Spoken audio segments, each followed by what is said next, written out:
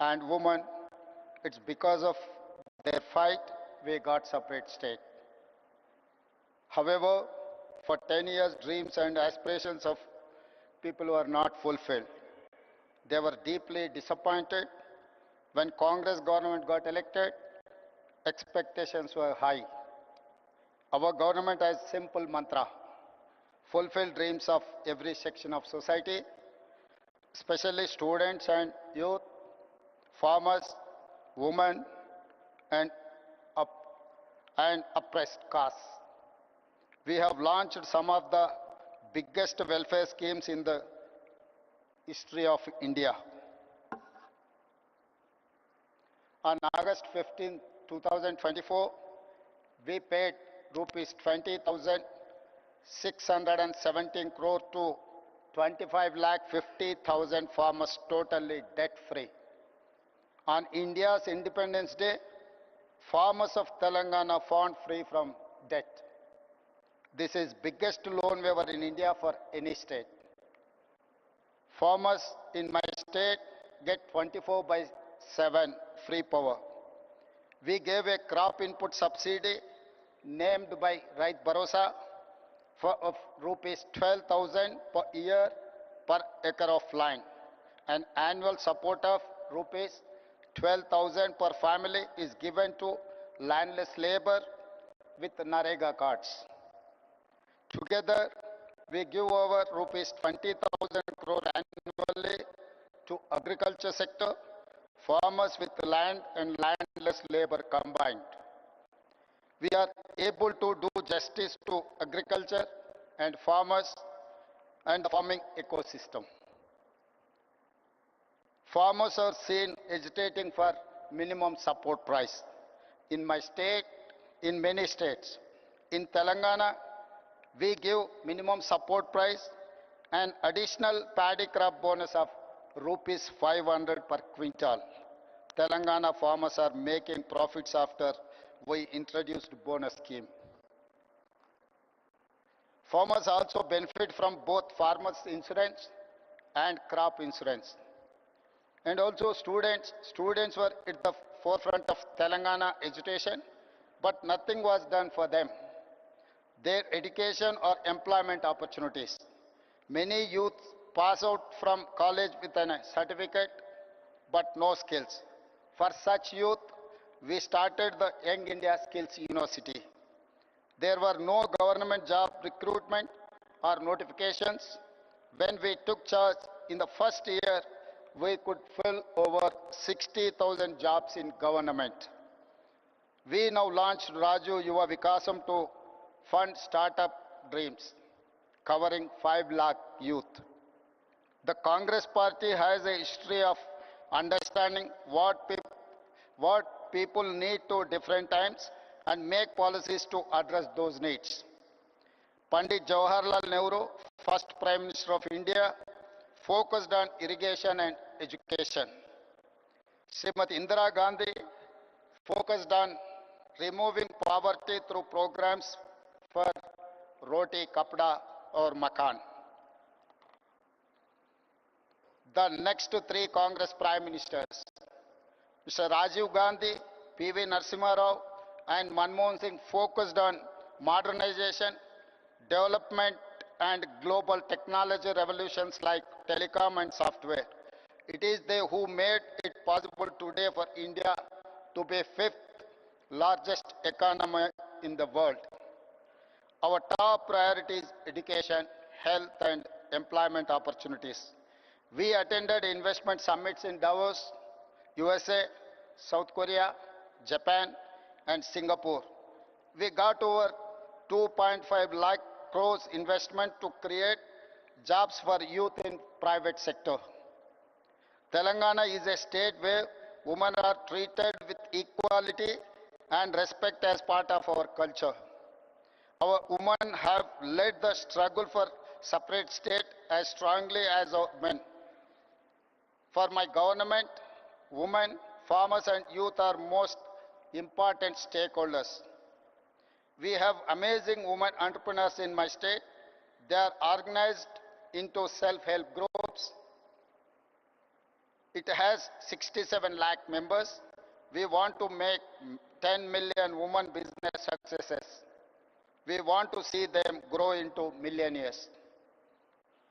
We have made these women owners of solar power plants, electric RTC buses, petrol bunks, and gave them shops in premium retail outlets.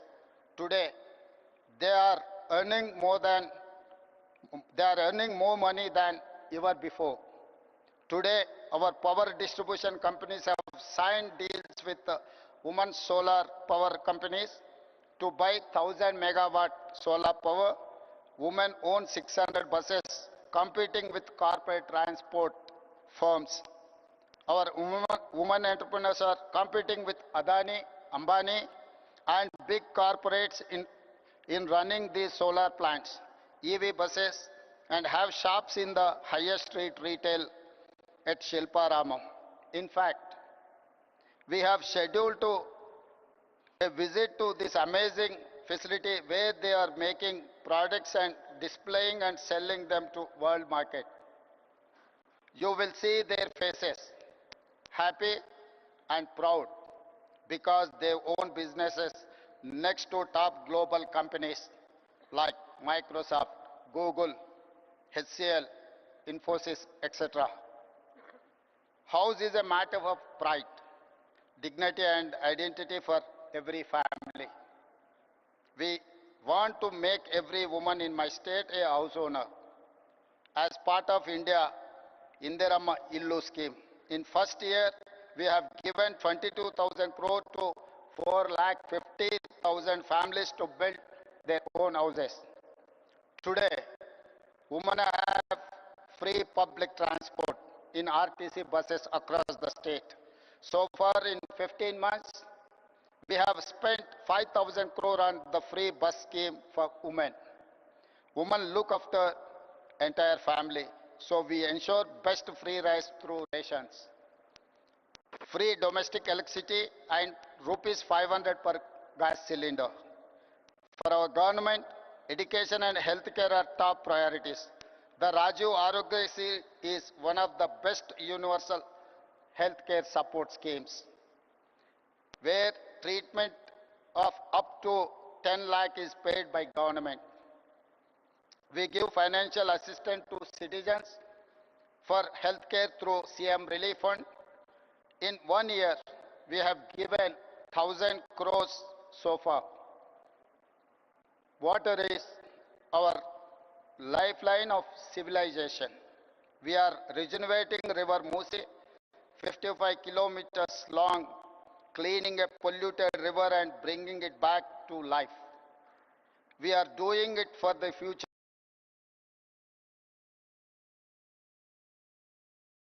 city and protect people from pollution. We have studied river and waterfront development in many cities, including River Hudson in New York, Thames in London, Sumida in Tokyo. Muse will become biggest attraction of our city in the future and create thousands of jobs. Infrastructure is crucial to fight poverty and create wealth for all. We are undertaking many infra projects to make Hyderabad a top global city. We are building future city, a 30,000 acre world-class city, a regional ring road of 370 kilometers long and expanding our metro railway. You must have visited Charminar, Golconda Fort, Makkah Masjid, Hussain Sagar Lake and Buddha statue. In times ahead, we will add many modern marvels. We are combining and balancing between needs for investments, jobs creation, economic growth and welfare and environment for good governance. Our approach is simple: increase government revenue to share with the poor people. We are transparent and proactive in reforms. For example, we are setting up a gig and app workers welfare policy. We have shared draft policy in public for feedback and suggestions. We conduct Prajavani where citizens can share all their issues and problems. Every week, officials, MLAs, MLCs, ministers, and Chief Minister listen to people's grievances to address them. We have a portal to monitor entire program transparently. I am proud to share Telangana is the first state in India to conduct a caste survey. For nearly 100 years, no one conducted it. Empowerment of BCs is part of Telangana model. It is a reason why Telangana is rising. It is the reason why Telangana is a role model for OBC empowerment. We are first state in India to subclassify quota for Dalits to fulfill their age-old demand. Now, 15% SC quota is subdivided among subcastes.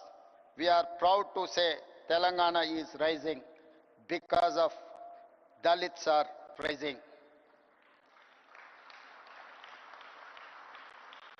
I am delighted to share that Telangana is the first government to recruit third gender in our government as part of traffic police force. We will take them into other departments too. Implementing welfare, ensuring infrastructure and investment to create jobs and wealth, transparent governance and removing corruption is the hallmark for our government. We are already seeing results.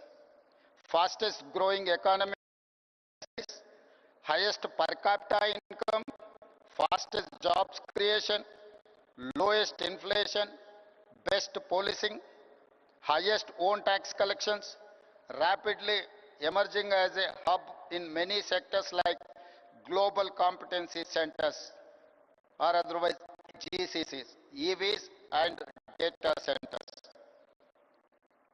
Our work has started. We had to do a lot more.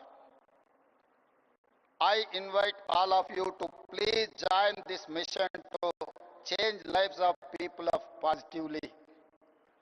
You must use your experience, knowledge, skills to share the Telangana rising story and give us inputs to do better work. Tell the world what you have seen and witnessed. Tell the world about our vision, our work, our achievements, the transformation and people's views. Become the brand ambassadors of Telangana Rising. All the delegates from different countries who have come here for the summit. I'd also like to begin by thanking you for standing in solidarity with us and against what happened in Kashmir a few days ago. I apologize. I was supposed to be here yesterday, but I was forced to cancel my visit here yesterday because I had to go to Kashmir and meet some of the injured people. I'd also like to thank Revanth Reddy ji and the Telangana government for hosting this wonderful summit.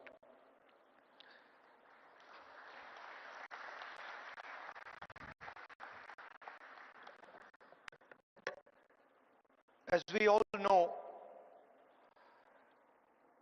politics, democratic politics, has fundamentally changed across the globe.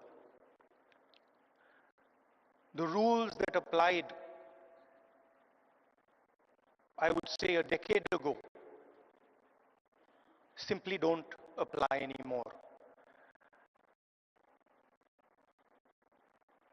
Sometimes when I speak to younger members of our party,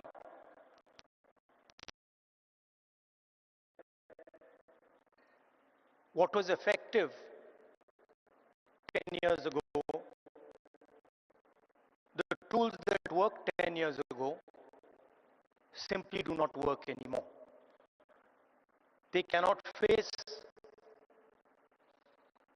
the concentration of capital, modern media, modern social media. And so in a sense, the old politician is dead and a new politician, a new type of politician has to be constructed. And that really is the challenge in front of all of us. What does this new politics look like? What are the ideas that emerge from this new politics? I'm sure you've had a deep discussion about policies, about how we should think about education, how we should think about regaining the democratic space, how we should think there. And each one of us has a particular view on that. So I'm not going to delve too much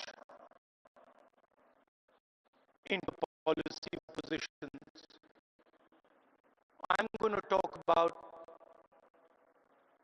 what I think is the correct lens with which to approach our politics. Some years ago, we in the Congress party felt completely trapped in this new politics, aggressive politics, a politics where the opposition is not talked to, but the idea is to crush the opposition. And we found that all our avenues were compromised. The media,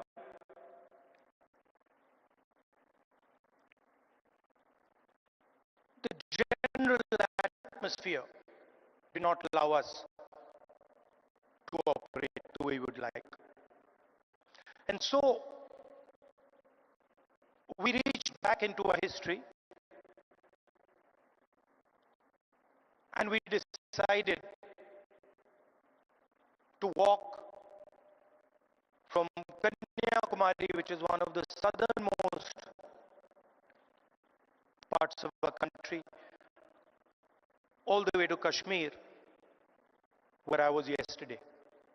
And I'd like to tell you a little bit about what I and some of my colleagues discovered on that journey. It's not a small walk, 4,000 kilometers.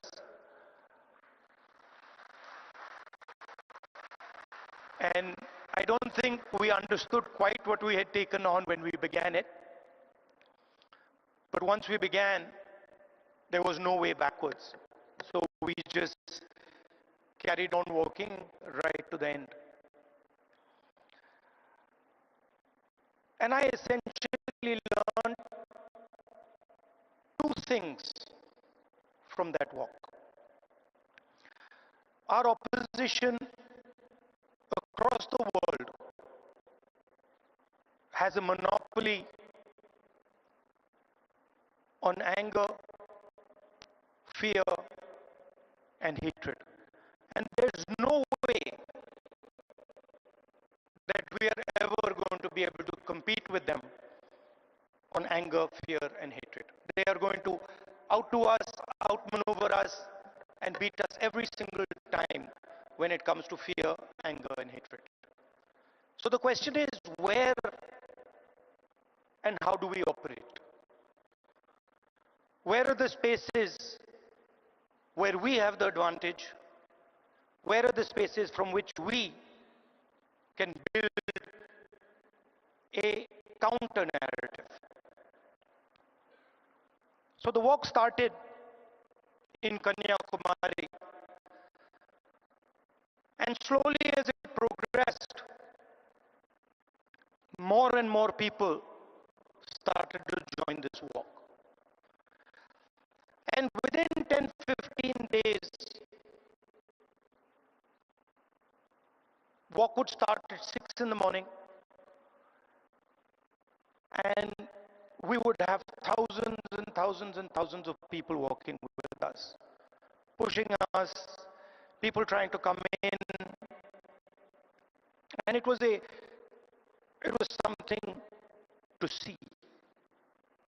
My job was walking and listening to people. And the one rule we had was that anybody, regardless of who he is, who she is, should be able to come to the center of where we were walking and have a conversation with me or the other leaders there. And so we followed this rule rigorously. As we walked,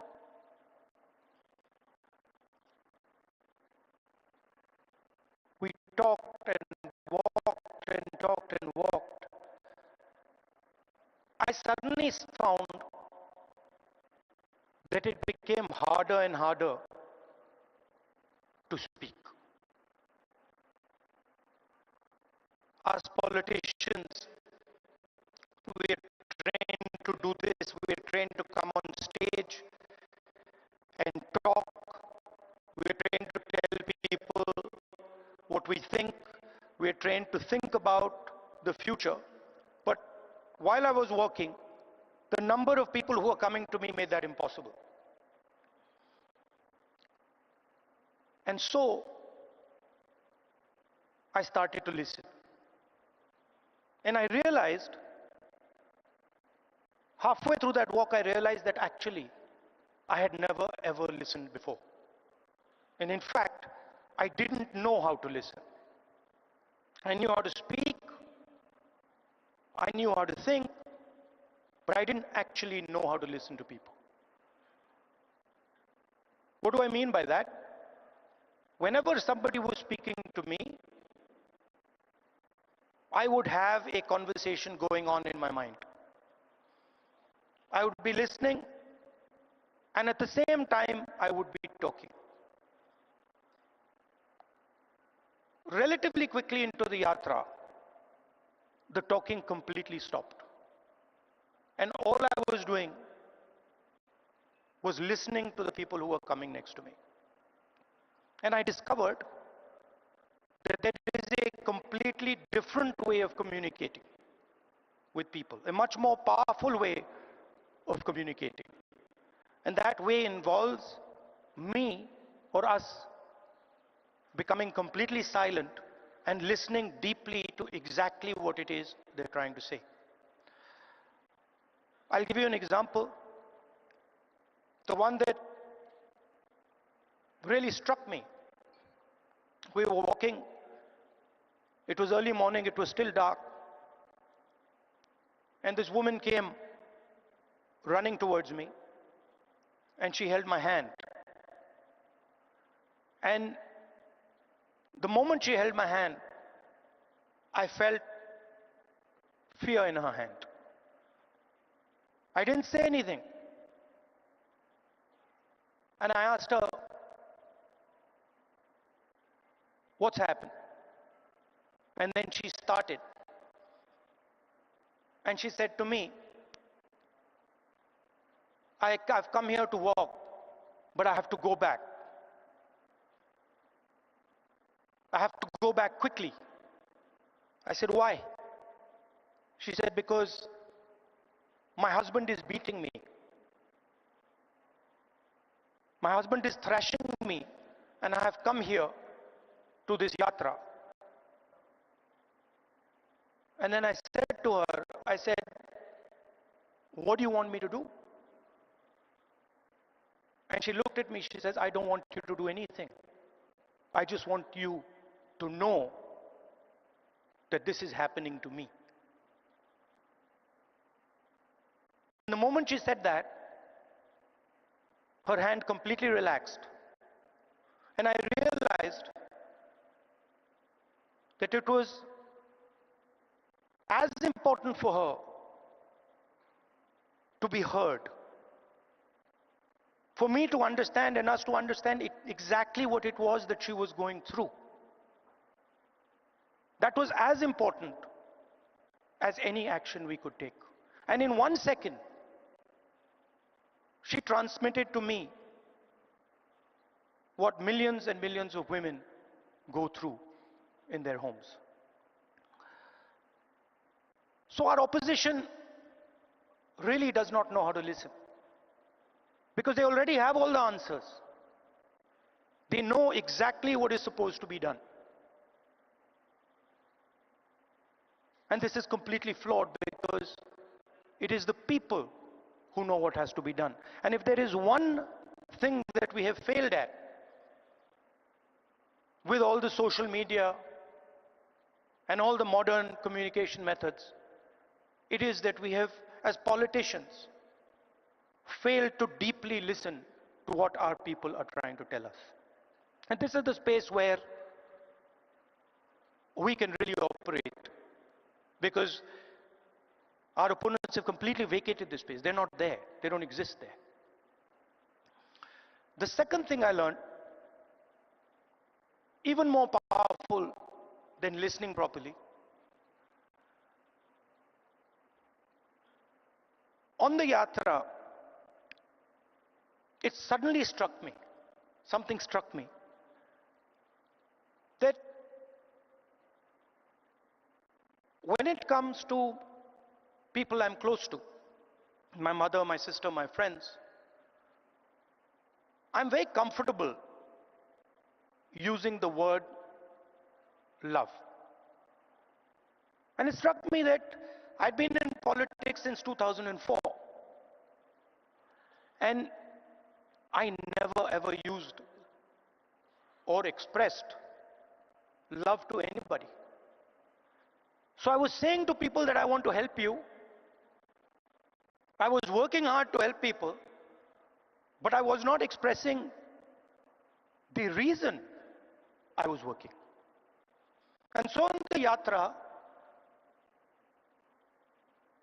I started to do so. Little girl came up to me running, and she said, "Uncle, I love you." And I said, "That's interesting. Why have I never said this before? Why have I never used this narrative that is the central narrative and the reason for what I do?" And so I started. I would listen, and then I would use the frame of love and affection, and I would tell people that, you know, I love you very much. And something quite amazing started to happen. Till the yatra, I never used the frame of love, and nobody else used the frame of love. So I didn't have people coming up to me and saying, "I love you." And since I started using the frame of love, since I started saying to people these sort of uncomfortable words, that listen, I love you and that's why I do what I do, that's why I work, suddenly they started to respond. And today, in public meetings, on the street, people will stop me and say, "We love you, I love you." And the powerful thing about that is it starts the conversation at a place from where it's very, very easy to operate. Often we think that we are going to connect to people indirectly through policy, through the future. We'll help you with your children's education. We'll help you with finance. And there's a place for that. But there is also a way to connect directly to the persons present. Directly saying to them that the reason I'm standing here and the reason I'm doing what I do is because I have affection, love and affection for you. And it has completely changed my politics. It has made my life so much easier. It has made my ability to connect with people so much easier, I cannot tell you. On the yatra, we got a slogan. The slogan in Hindi is Nafrat ke bazaar mein mohabbat ki dukaan, which people who understand Hindi will speak, will translate. But what it basically means that is that in a marketplace of hatred,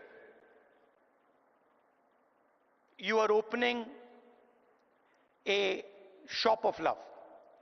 Now, this slogan became very, very powerful in India.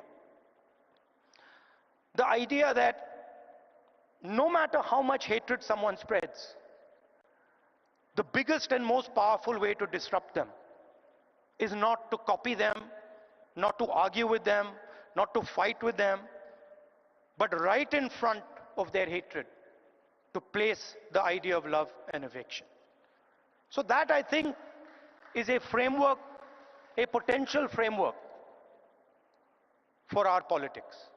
We can disagree on policies. In fact, I'm sure that every single one of us will disagree on some policy matter or the other.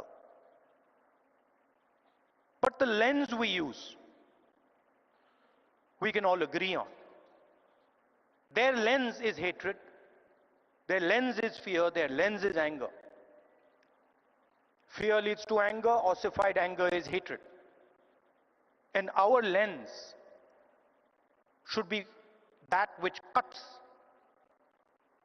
their lens. Our lens should be love, our lens should be affection, and our lens should be listening to the wishes and the will of the people we are supposed to represent.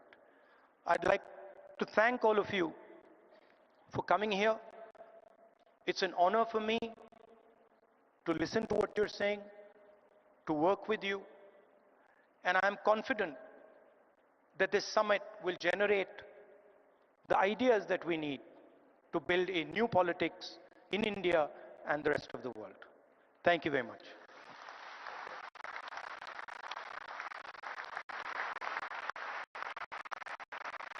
Thank you so much, Shri Rahul Gandhi ji, ladies and gentlemen, always motivating and inspiring us. And through this Bharat Summit, our leaders, Srimati Sonia Gandhi ji, Shri Rahul Gandhi ji, and Shri Mallikarjun Kharge ji, we hope to start, and we have, I should say, already started, a global progressive movement where we want to show that Swaraj, Ahimsa, Satya, and Aparigraha are the only way to create a just and liberal world order. Ladies and gentlemen, we now will be watching a solidarity video message from Mr. Wayne Swan from Australia. So can we have the AV, please?